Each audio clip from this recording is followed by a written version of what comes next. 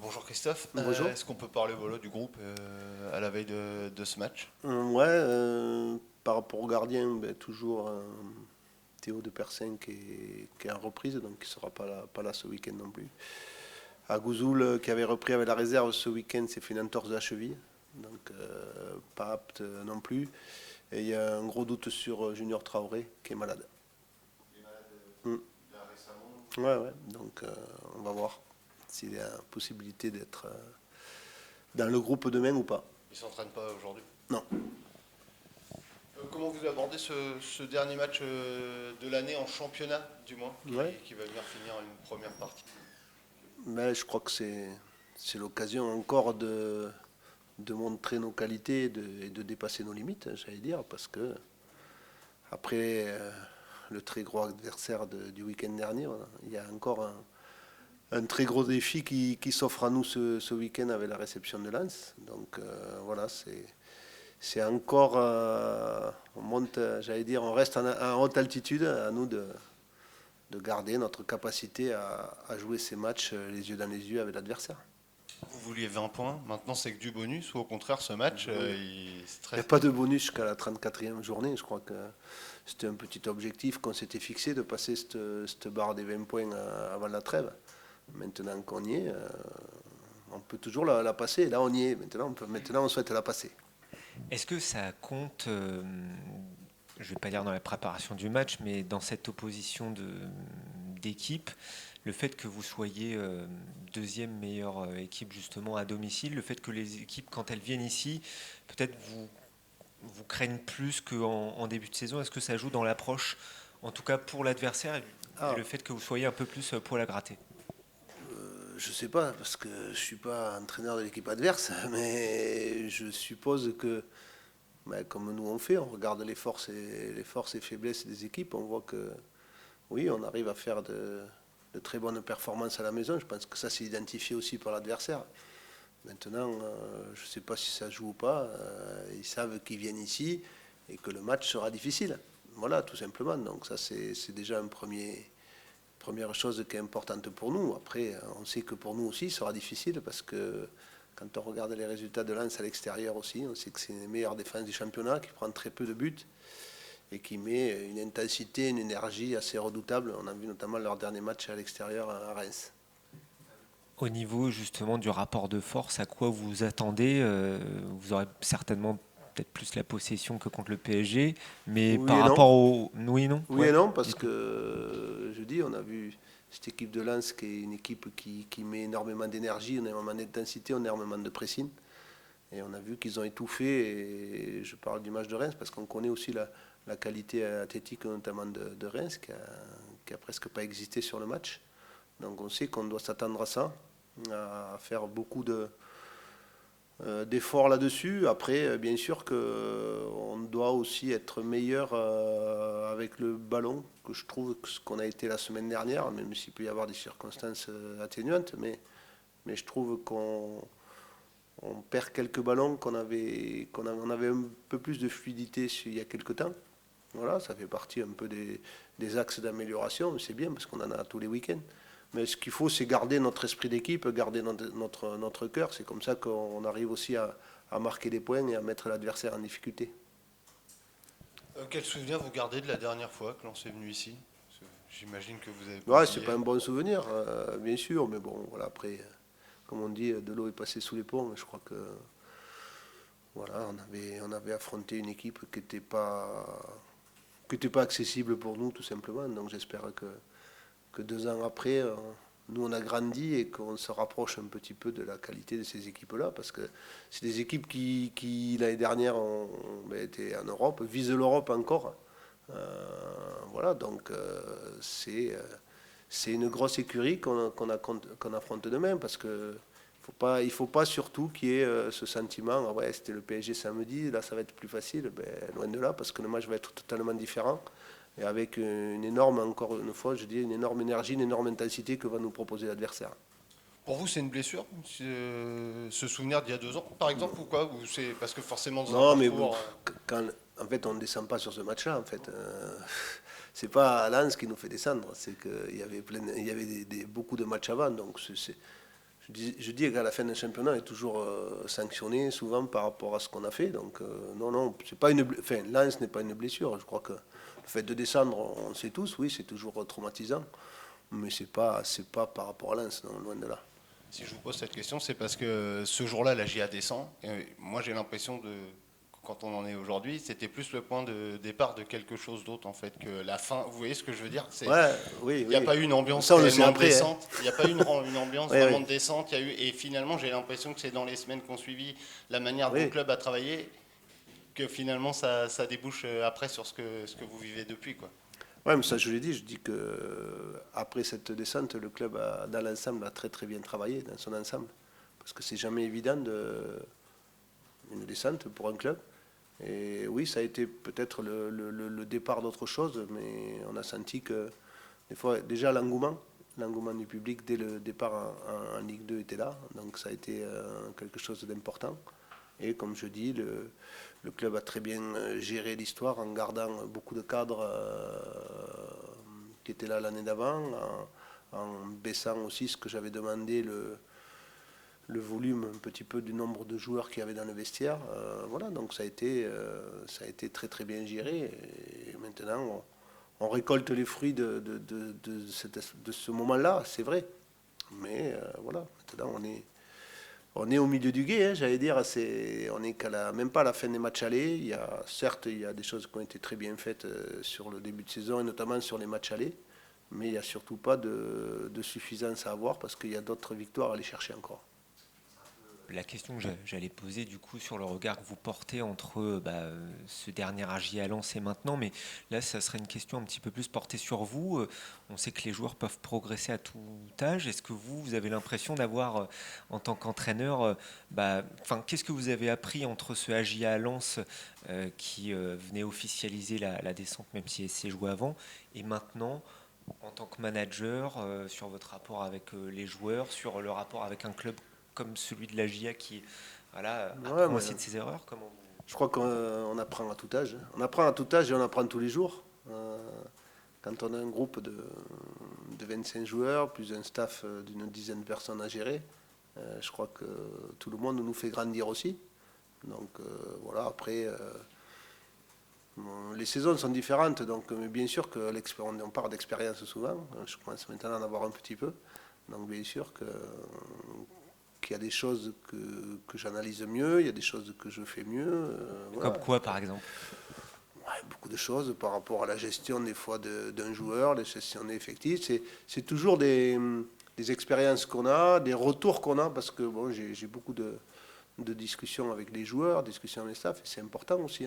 C'est important ce que je leur dis, mais souvent c'est important le retour que j'ai aussi. Et quand on a affaire à des joueurs qui sont ouverts dans leur progression aussi, ben, ils nous font progresser. Donc c'est tout un ensemble. Je crois que c'est ça. Après, la seule chose où j'ai pas progressé, c'est la gestion de la défaite. J'ai toujours autant de mal.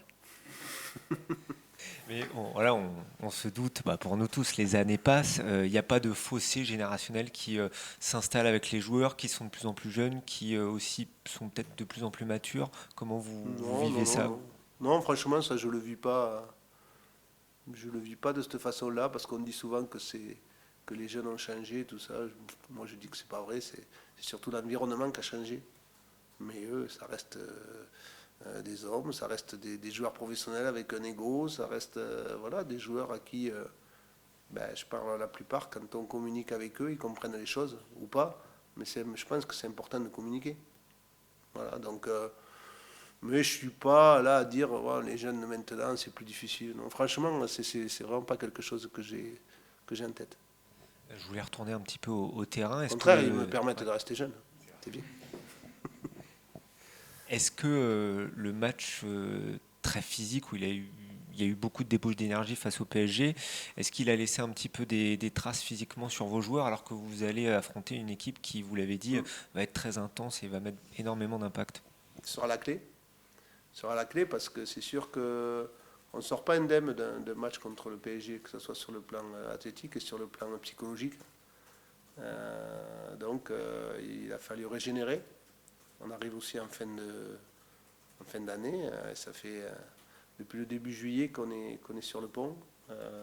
Donc il y a besoin aussi de régénérer, que ce soit mentalement, physiquement. C'est une clé. C'est une des clés du match de demain. Mais bon, voilà, je pense que. Après, je sais que Lens c'est un gros effectif aussi. Ils ont plus l'occasion de faire tourner que nous. Mais ce sera la clé demain de ce match-là. Oui, ça risque d'être une importante. Je vous souhaite que ça se passe bien demain, quoi qu'il arrive. Avec du recul, vous aurez forcément le sourire à la trêve, avec un bilan qui est très satisfaisant. Quand vous regardez un peu en arrière, vous regrettez les points perdus en début de saison, ou vous vous dites que c'est un peu le ciment de la suite, et que sans passer par là, vous n'auriez pas pu avoir...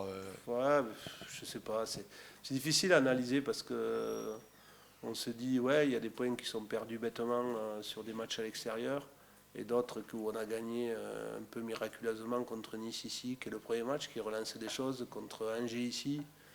Je pense qu'on le dit souvent, on parle souvent des décisions arbitrales, que ça s'équilibre, mais je pense que là, par rapport à notre analyse de première saison, je trouve que ça s'équilibre aussi. Voilà, après, je trouve qu'on fait des choses très très intéressantes sur certains matchs. On doit gagner en régularité sur d'autres. Il y a 2 matchs où on passe totalement à travers à Saint-Etienne et à Toulouse. Et ça, on doit gommer ça sur la deuxième partie de saison. On ne doit pas offrir des matchs comme on a offert. Donc je trouve que ouais, c'est notre axe de progression. Mais quand je regarde, je me dis que voilà, c'est une première partie de saison, en espérant que demain que ça soit encore positif, qui sera quand même quelque chose de positif, d'intéressant. Si je vous pose la question, c'est qu'on a l'impression, alors après peut-être c'est les journalistes, peut-être on romance les choses, on a l'impression qu'à Geoffroy Guichard il se passe quelque chose de négatif qui impulse beaucoup de positif derrière. Est-ce que c'était possible d'avoir ce positif-là sans ce négatif-là? Moi j'ai l'impression qu'avec du recul, il y a 2 ans, on a beaucoup parlé par exemple du penalty d'Ablin à la dernière seconde à Angers. Moi j'ai l'impression que s'il l'avait mis, vous battiez peut-être pas Lyon la semaine d'après. Vous voyez ce que je veux dire? Ouais. Mais ça c'est un peu l'humain qui fonctionne comme ça, et les latins en plus. C'est-à-dire qu'on a besoin des fois d'être piqué pour réagir. Ouais, bah, c'est vrai que quand on perd à Saint-Etienne sur ce match-là qu'on a tous subi, derrière on voit notre calendrier, je ne sais pas si vous vous souvenez, moi je me souviens très bien, avec 4 matchs très durs, et on se dit ça peut être compliqué jusqu'à la prochaine trêve. Mais ouais, ce match-là fait que tout le monde se ressource un petit peu, on analyse les choses, on dit les choses. Je crois que la première des réussites, c'est que le groupe est capable d'entendre. Parce qu'on est dur avec eux. Croyez-moi qu'après le match Saint-Etienne, et l'analyse, elle a été dure. Mais ils sont capables d'entendre ces choses-là et d'y remédier. Et ça, c'est hyper important. C'est pour ça que je parlais tout à l'heure de communication. Ils savent que je leur dis souvent quand ça va bien, et je les félicite. Mais ils savent très bien que je peux taper fort aussi quand ça va mal, et sur des choses qui ne me conviennent pas. Voilà, notamment dans les attitudes, parce qu'on peut rater un match. On a tous été sur un terrain, on sait que des fois, ça ne marche pas.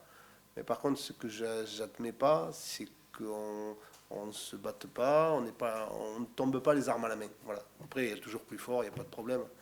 Où on peut rater, encore une fois, il y a plein de choses qui font qu'un match, des fois, se gagne ou se perd avec d'un côté de l'autre. Mais comme je leur dis souvent, moi, ce qui m'importe, c'est qu'à la fin du match, on puisse se regarder droit dans les yeux. À Geoffroy Guichard, j'ai vu beaucoup de têtes dans les sacs. Voilà, tout simplement. Après il faut savoir dire les choses et surtout comment y remédier. Et donc, c'est pour ça que je dis que j'ai affaire à un groupe, on parle de jeunes, mais qui sont très à l'écoute. Donc, en termes de communication, ils ont compris où on voulait aller et comment on voulait y aller. Donc, ça, à partir de là, on s'aperçoit que ça fait des réussites derrière. Mais ce que j'aimerais, c'est qu'on n'attende pas chaque fois le coup de bâton pour rebondir. C'est aussi ça, les équipes de haut niveau, c'est-à-dire qu'elles ont une régularité qui est assez impressionnante. Nous, on est un promu, il ne faut pas l'oublier quand même. Donc, on ne se considère pas encore comme... Mais c'est notre axe de progression, d'être encore un peu plus régulier dans nos performances. Bonjour Richard. Bonjour. Après le PSG, c'est un autre gros morceau qui vous attend ce week-end, Lens. Comment déjà vous avez récupéré après ce match face au Paris Saint-Germain qui a été intense? On a très très bien récupéré. On avait à cœur de faire un assez bon résultat contre le PSG. Dono nous a bien aidé, le collectif a été bien présent. Après, on s'est vite remis pour se concentrer sur le match qui nous attendait demain contre Lens. On sait que ça va être un très très gros match. On sait que c'est un autre gros morceau de Ligue 1. C'est une équipe avec beaucoup d'intensité, de combativité, qui a beaucoup de courses à haute intensité. Le coach, le staff nous a beaucoup parlé de cette équipe pour nous faire comprendre que c'était une très grosse équipe. Peut-être qu'ils n'avaient pas entre guillemets un gros nom comme Paris ou Marseille, mais c'est une très très grosse équipe et qu'il fallait vraiment les prendre au sérieux demain. Il y a aussi quelque chose que Christophe Pélissier a fixé comme objectif, je ne sais pas s'il vous l'a dit ou si vous le dites aussi entre vous, c'est ces 20 points qui ont été atteints après ce match nul face au PSG. Est-ce que du coup ce match contre Lens, c'est du bonus pour vous, vous êtes déjà satisfait, ou est-ce que voilà, ce match est tout de même important d'aller chercher un maximum de points avant le 2025? Je ne dirais pas que c'est du bonus parce qu'on prend les matchs match après match. Et dans le football, le plus important, c'est la constance. Donc on essaye d'être le plus constant possible, on essaye d'être le plus sérieux. On sait que le match qui arrive demain, c'est un match très très important.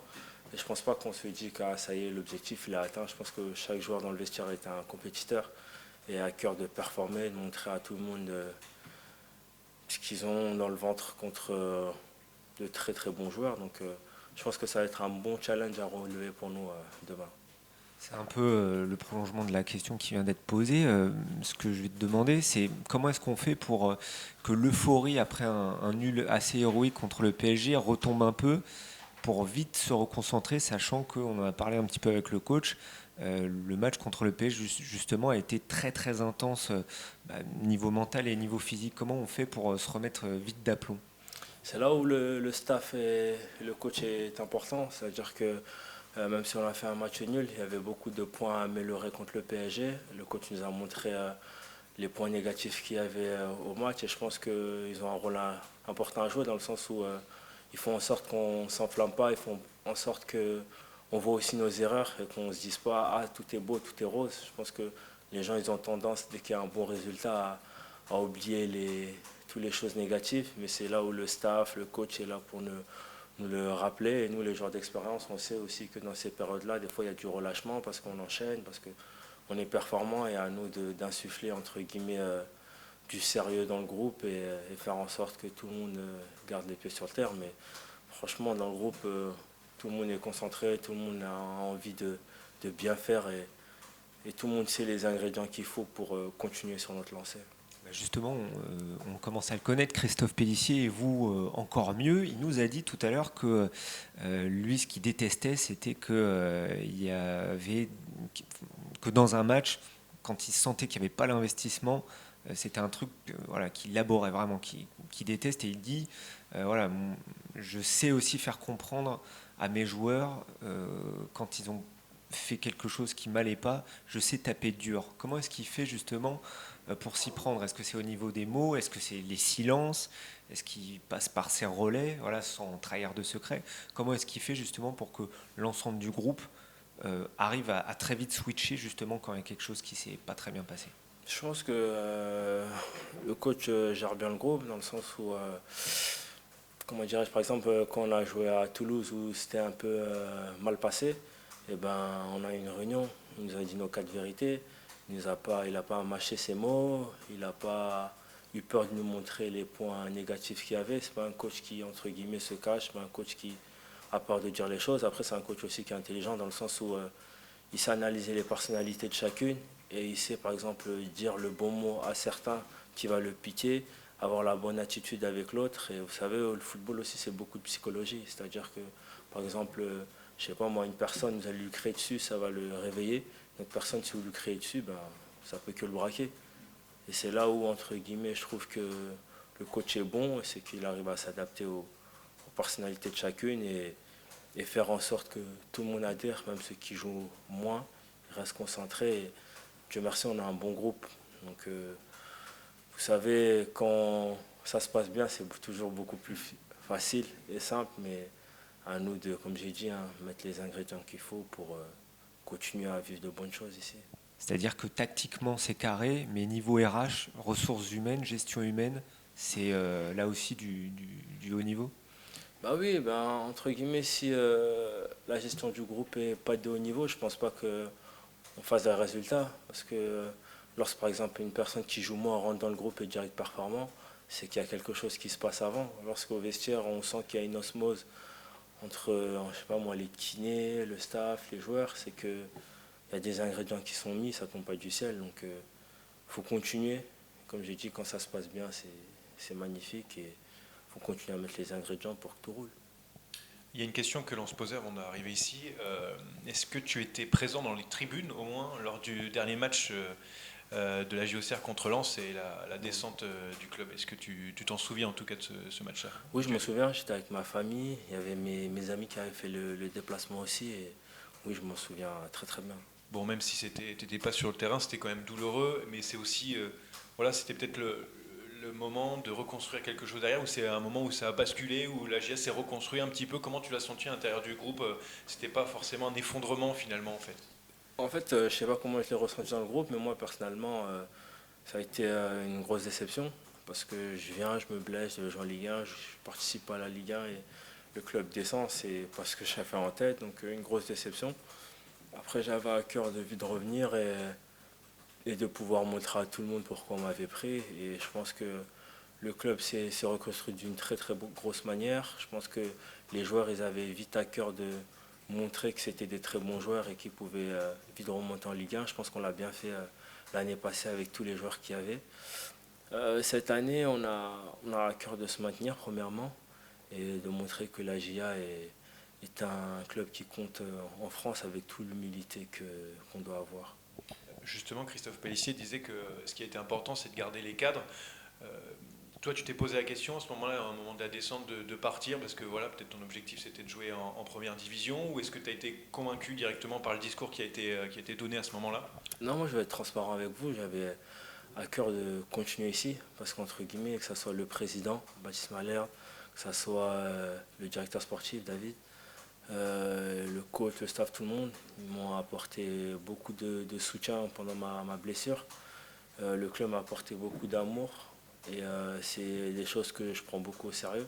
Donc j'avais juste à cœur de, entre guillemets, rendre ce qu'on m'avait donné lorsque j'étais blessé. On ne m'a pas fait sentir que, entre guillemets, je n'étais pas le bienvenu quand je suis venu, qu'on me paye, je me blesse. Vous savez, dans certains clubs, on peut vous faire sentir que, je ne sais pas comment vous expliquer, mais vous allez le ressentir que, entre guillemets, voilà, c'est pas bien. Mais ici, j'ai pas ressenti ça.